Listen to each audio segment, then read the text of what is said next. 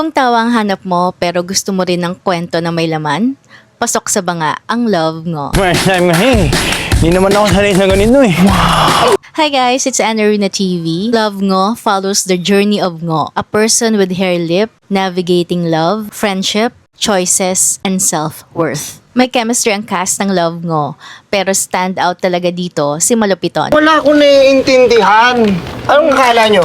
May subtitle dito? Pag andun siya sa eksena, buhay na buhay agad ito at matatawa ka na agad. Bakit ko nagsasalita? Kung si Malupiton ang energy booster, si Gerald Napoles naman ang puso ng pelikula. Walang magmamahal sa atin!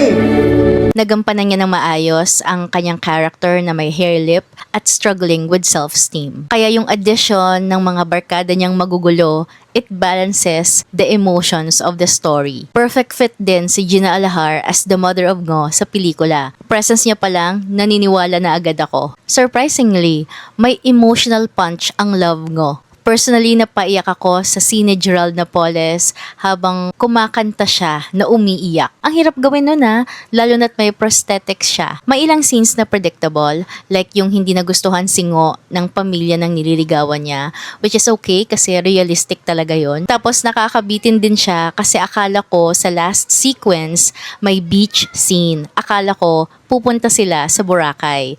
Pero sabi ni Direk Daryl Yap, sa susunod na daw yon. Kaya mukhang may part 2 ang Love Ngo. Overall, lalabas kang masaya after mong mapanood ang Love Ngo. Magaan siya sa dibdib. The film delivered both laughter and meaning. Ikaw, napanood mo na ba ang Love Ngo? Anong favorite scene mo sa pelikula? Share mo naman sa comments below.